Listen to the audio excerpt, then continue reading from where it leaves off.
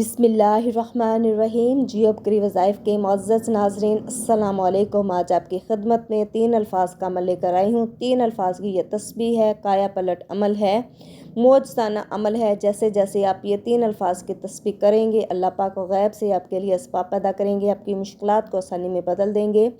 आज का जो अमल है इंतहाई मुजरब अमल है, इंतहाई मुस्तनद अमल है, जो कि अल्लाह ताला के ख़ास इस्म ग्रामी का अमल है।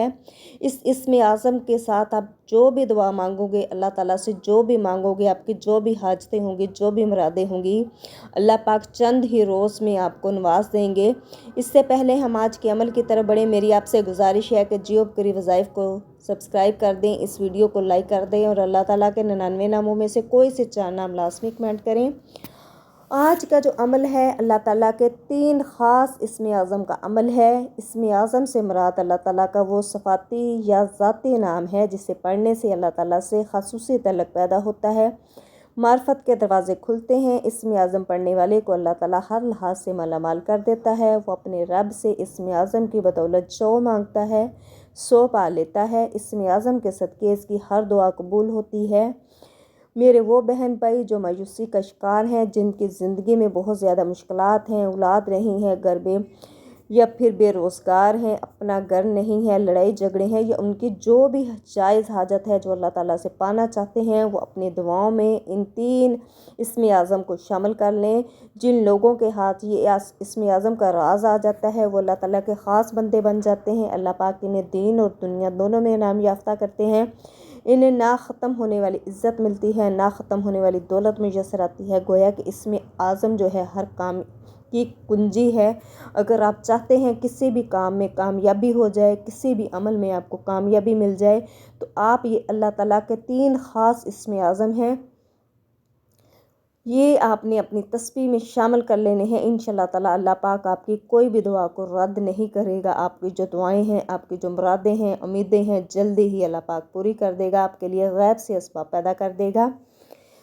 अल्लाह का ज़ाती नाम और हर सफ़ाती नाम इसकी ख़ास शान का मज़हर है। जो शख्स अल्लाह ताला को जिस शान यानी जिस सफ़ाती नाम से पुकारता है, अल्लाह ताला अपनी इस शान के इफ़्ज़ उसको नवाजता है और अपनी इस ख़ास शान का राज इस पर खोलता है। यानी अगर कोई शख्स अल्लाह ताला को रहमान कहकर पुकारता है तो अल्लाह ताला इसे अपनी रहमत से मालामाल करता है और इसका वजूद दूसरों के लिए बाइस रहमत बना देता है। आज का जो इसमें ख़ास आज़म का अमल है वो है या रहमान, या रहीम, या करीम। ये 3 इस्म आज़म है, या रहमान, या रहीम, या करीम, जो आपने पढ़ने हैं। नमाज इशा के बाद का ये अमल है। नमाज इशा के बाद आपने ये अमल करना है। मुसलसल 11 दिन का ये अमल है, बिला नागा बिला तख़ीर। आपने नमाज इशा के बाद जैसे ही आप नमाज इशा अदा कर लें, आपने उसी जगह मसल्ले पे बैठ जाना है।